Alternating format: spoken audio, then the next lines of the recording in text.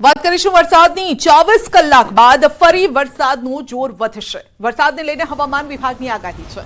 3 દિવસ ગુજરાતમાં સારા વરસાદની આગાહી છે। આવતીકાલે નવસારી વલસાડમાં ભારે વરસાદની આગાહી છે। દમણ દાદરા નગર હવેલીમાં પણ ભારે વરસાદની આગાહી છે અને 9 ઓગસ્ટે કેટલાક વિસ્તારોમાં ભારે વરસાદ થશે। ભરૂચ સુરત નવસારીમાં ભારે વરસાદની આગાહી છે। વલસાડ દાદરા નગર હવેલીમાં ભારે વરસાદની આગાહી છે।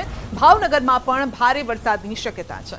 उत्तर गुजरात में पण वरसादनी आगाही है।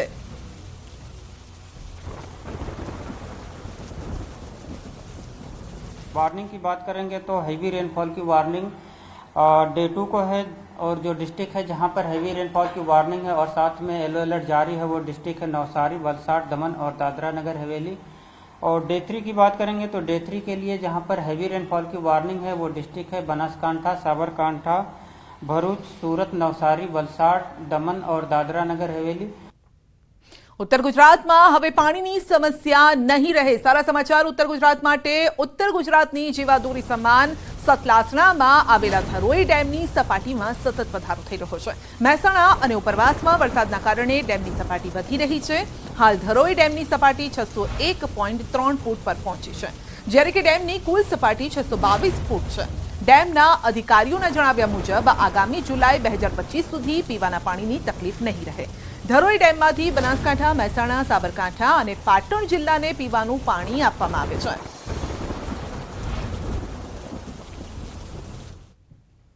હાલની ડેમની પરિસ્થિતિને ધ્યાને લેતા આગામી જુલાઈ 2025 સુધી પીવાનું પાણીનો પર્યાપ્ત જથ્થો ઉપલબ્ધ છે। સિંચાઈ માટે મેં અગાઉ વાત કરી એમ આપણે આશાવાદી છે આવનારા સમયની અંદર ડેમ ભરાશે અને પૂરતા પ્રમાણમાં પાણી આપી શકશે। રાજ્યમાં ફરી થયા છે માસૂમોના આરોગ્ય સાથે ચેડા। સુરેન્દ્રનગરના ચોબારી ગામેથી નકલી તબીબ ઝડપાયો છે। એસઓજી પોલીસે નકલી તબીબને ઝડપી પાડ્યો છે અને આ નકલી તબીબ રહેણાંક મકાનમાં તબીબી ડિગ્રી કે સર્ટિફિકેટ વગર છેલ્લા 2 વર્ષથી પ્રેક્ટિસ કરતો હતો। પોલીસ દ્વારા ક્લિનિકમાંથી 5000થી વધુની કિંમતની એલોપેથી દવાનો જથ્થો પણ ઝડપી પડાયો છે। આરોપીનું નામ પ્રકાશ ટીકાદાર હોવાનું સામે આવ્યું છે, જે મૂળ પશ્ચિમ બંગાળનો રહેવાસી છે।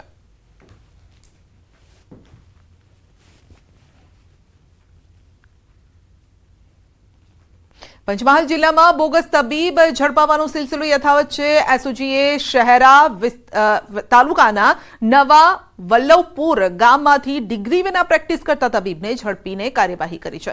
બોગસ તબીબની ₹29,696ના એલોપેથિક દવાઓ સહિતના મુદ્દામાલ સાથે ધરપકડ કરાઈ છે। બોગસ તબીબ તાપન સરકાર મૂળ પશ્ચિમ બંગાળનો રહેવાસી છે। તો 2 દ્રશ્યો અને બંને દ્રશ્યોમાં એક વાત કોમન છે કે આ બંને બોગસ તબીબ છે। આ સાથે જ પશ્ચિમ બંગાળના હોવાનું સામે આવ્યું છે। જો કે ઘટના 2 અલગ અલગ વિસ્તારની છે, પરંતુ આ બંને જગ્યાએ બોગસ તબીબો વેપલો કરતા હતા, લોકોના જીવ સાથે ચેડા કરતા હતા। સુરેન્દ્રનગર અને પંચમહાલની આ ઘટના। વલસાડ જિલ્લાના અંતરિયાળ વિસ્તારમાં નદી નાળાઓ હજુ પણ તોફાની સ્વરૂપે વહી રહ્યા છે। ધરમપુરના સિદુંબર ગામથી ચોંકાવનારા દ્રશ્યો સામે આવ્યા। એક મહિલાનું અવસાન થતા પરિવારજનો અને ગામના લોકોએ નદીના ધસમસતા પ્રવાહ વચ્ચેથી અંતિમ યાત્રા કાઢી। તો સિદંબર ગામમાંથી વહેતી માન નદીમાં ઉપરવાસમાં થયેલા ભારે વરસાદથી અત્યારે પાણી ભરાયેલા છે અને તોફાની સ્વરૂપે વહી રહી છે। નદી પર બનાવવામાં આવેલો લો લેવલ કોઝવે પાણીમાં છે। નદીના પાણી કોઝવે પરથી તેજ ગતિથી પસાર થઈ રહ્યા છે અને ત્યારે ગામમાં એક મહિલાનું મોત થતા ગામ અને સ્મશાન વચ્ચેથી વહેતી નદી પસાર કરવી જરૂરી છે। મૃતકના પરિવારજનો ગામ લોકોએ પોતાના જીવને જોખમમાં મૂકી અને માન નદીના પ્રવાહમાંથી અંતિમ યાત્રા કાઢી હતી। આ અગાઉ પણ અનેક વખત આવા દ્રશ્યો સામે આવી ચૂક્યા છે। ધરમપુર અને કપરાડાના અંતરિયાળ વિસ્તારમાંથી જિલ્લાની તમામ જે નદીઓ છે, ખાડી છે, ત્યાંથી પાણી વહી રહ્યા છે અને આવા જ દ્રશ્યો સર્જાય છે।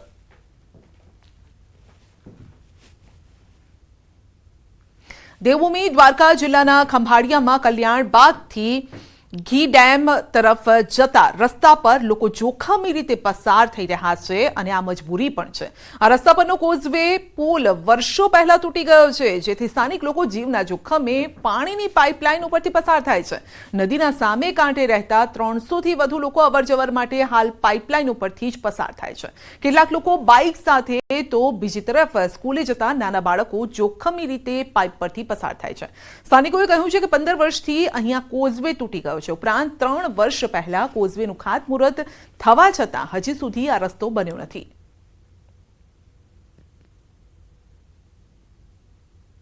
આનંદબાગથી ઘી ડેમ એને જવા માટે રસ્તો અત્યારે તૂટી ગયો છે, બરાબર। આજથી 15-17 વર્ષ પહેલાંનો આ પુલ તૂટી ગયો છે। હવે આમાં ઓલા 3-4 વર્ષ પહેલાં ખાતમુહૂર્ત થઈ ગયું છે, મુહૂર્ત કરી ગયા પણ હજી આનું નિર્ણય આવ્યું નથી। છોકરા ટપાડા માટે 4 પગે થઈને અહીંયાથી જાય છે, બરાબર। અને આમ જો ફરીને જાય તો 7-8 કિલોમીટર। આ કેટલા 15 થી 17 વર્ષથી તૂટી ગયો છે। હવે અમારે આવ જવા માટે છે ને કે આ ફરીને જવું પડે છે। હવે ફરીને જાય ને તો 7 થી 8 કિલોમીટર થાય, એટલે અમારે કાયમીના માટે છોકરાઓની ભણતર બગડે છે। છોકરા અહીંથી જો 4 પગે જાય, બૈરા હોય કે છોકરા હોય, કોઈ બી અહીંથી 4 પગે જતા હોય, હવે એ પડી જાય। હવે અહીંયા ખાતમુહૂર્ત થયો 2 થી 3 વર્ષ પહેલાં ખાતમુહૂર્ત થઈ ગયો છે। ખંભાળિયામાં કલ્યાણબાગથી ઘી ડેમ તરફ જતા રસ્તા પર કોઝવે આવેલો છે। તે કોઝવે પર પાણી ફરી વળતા લોકોને અવરજવર માટે પારાવાર મુશ્કેલીનો સામનો કરવો પડ્યો છે। આપ સીધા દ્રશ્યો જોઈ શકો છો। ખંભાળિયામાં કલ્યાણબાગથી ઘી ડેમ તરફ જતો આ રસ્તો છે, તે રસ્તો હાલ પાણીમાં ગરકાવ થઈ ચૂક્યો છે। ત્યારે આ લોકોને અવરજવર માટે આ પાણીની પાઇપલાઇન છે, તે પાઇપલાઇનનો પુલ છે, તે પુલ પાઇપલાઇન ઉપરથી લોકોને પસાર થવા મજબૂર બનવું પડે છે। આપ સીધા દ્રશ્યો જોઈ શકો છો। લોકો અવરજવર માટે મુશ્કેલીનો સામનો કરી રહ્યા છે। ભારે વરસાદ થયો હોય ત્યારે વર્ષો પહેલાં સ્થાનિકોનું કહેવું છે કે અહીં એક પુલ હતો, તે પુલ ધરાશાયી થઈ ચૂક્યો છે। ત્યારબાદ આ પુલ બનાવવામાં નથી આવ્યો, ત્યારે અહીંના અંદાજિત 300થી વધુ લોકો આ સામેની સોસાયટીમાં રહે છે। તે લોકોને અવરજવર માટે કોઈ રસ્તો ન હોય ત્યારે આ લોકોને અહીંથી અવરજવર માટે પારાવાર મુશ્કેલીનો સામનો કરવો પડે છે। ત્યારે વાત કરીએ તો ખંભાળિયાથી જે ઘી ડેમ તરફ જે આ રસ્તો છે, તે રસ્તાનો કોઈ વિકલ્પ ન હોય, લોકોને આ પાણીની પાઇપલાઇન છે, તે પાઇપલાઇનમાંથી પસાર થવા હાલ મજબૂર થવું પડે છે। ત્યારે જે નાના બાળકો છે, તે બાળકોને પણ અહીંથી પસાર થવું હોય તો આ પુલ ઉપરથી જોખમી રીતે પસાર થતા નજરે પડ્યા છે। મુકુંદ મોકરિયા, ન્યૂઝ 18 ગુજરાતી, દેવભૂમિ, દ્વારકા। રાજકોટમાં ફોરેસ્ટ ગાર્ડની ભરતી મુદ્દે એનએસયુઆઈનો કલેક્ટર કચેરીમાં વિરોધ છે। ભરતી પ્રક્રિયામાં ગોટાળા અંગે એનએસયુઆઈના કાર્યકરો કલેક્ટર કચેરી પહોંચ્યા। કલેક્ટરને આવેદન માટે ટોળું ધસી આવ્યું હતું, ધક્કામુક્કી પણ થઈ હતી। ટોળાને અટકાવવા માટે પણ પ્રયાસો કરવામાં આવ્યા। એનએસયુઆઈ કાર્યકરો અને પોલીસ વચ્ચે આ સમયે ઘર્ષણ થયું। પોલીસે એનએસયુઆઈના કાર્યકરોની અટકાયત કરી છે। તો ફોરેસ્ટ ગાર્ડની ભરતી મુદ્દે એનએસયુઆઈએ વિરોધ કર્યો હતો અને જ્યારે તેઓ આ વિરોધ માટે અહીં પહોંચ્યા હતા તો વિરોધ દરમિયાન ઝપાઝપી થઈ હતી। પોલીસે તેમને અટકાવ્યા હતા। એનએસયુઆઈના કાર્યકરોની અટકાયત કરવામાં આવી। વિરોધ દરમિયાન પોલીસનો જ્યારે ચાંપતો બંદોબસ્ત હતો ત્યારે પોલીસે કાર્યકર્તાઓની અટકાયત કરી ધક્કામુક્કી કરવામાં આવી હતી। ઝપાઝપીના દ્રશ્યો સામે આવ્યા છે। આ વિરોધ અમારા માટે એ જ છે કે સીબીઆરટી પદ્ધતિ જે કોમ્પ્યુટર બેઝ ટેસ્ટ લેવાય છે એ ટેસ્ટ બંધ થાય અને એમાં જે કૌભાંડ થઈ રહ્યા છે, પીડીએફમાં ખોટા નામ આવી રહ્યા છે, એ પીડીએફમાં ખોટા નામ આવવાના કારણે વિદ્યાર્થીઓના હકનું હનન થઈ રહ્યું છે। એ માટે અમારી એટલી જ માંગ છે કે સીબીઆરટી પદ્ધતિ રદ થાય। પણ અત્યારે આ કલેક્ટર ઓફિસે પોલીસવાળા કે એ લોકો અમને જવા દેતા નથી। 6 લોકોને અટકાયત કરી છે અત્યારે, અને બાકી બધા યુવાનો નીકળી ગયા છે અહીંયાથી। મેઇન જે ફોરેસ્ટની ભરતી બાબતમાં રજૂઆત કરવાની હતી ને એ બાબતમાં કલેક્ટર કચેરીમાં એમણે ઘેરાવ કરેલો હતો।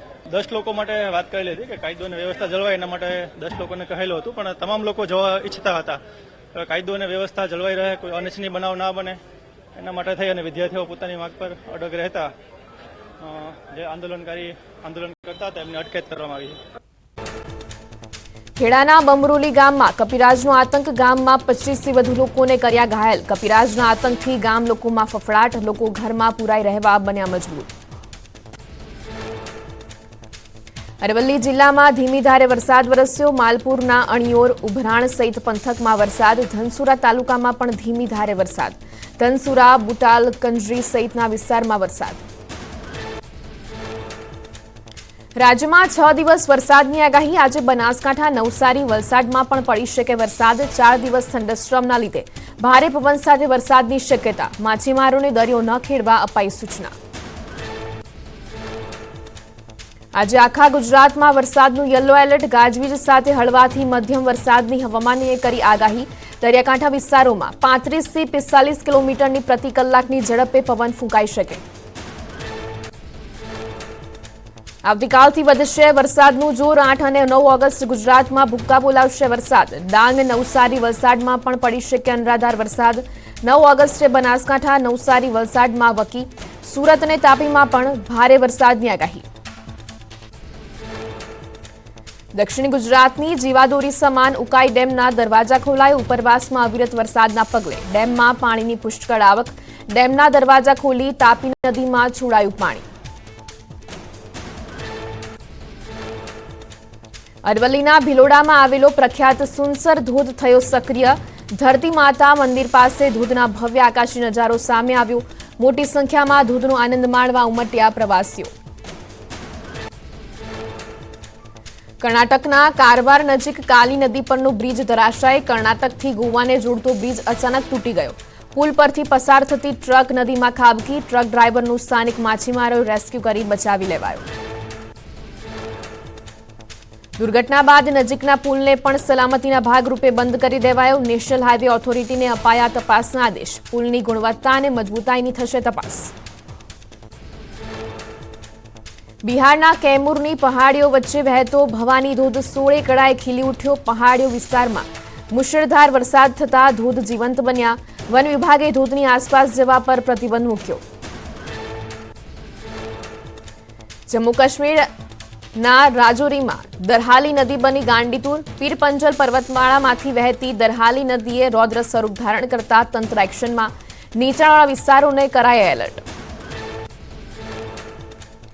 મધ્યપ્રદેશમાં ઓમકારેશ્વરની નર્મદા નદીમાં ડૂબતા યુવકના રેસ્ક્યુનો વીડિયો વાયરલ. યુવક નદીમાં સ્નાન કરવા જતા ઊંડા પાણીમાં ગરકાવ થયો હતો.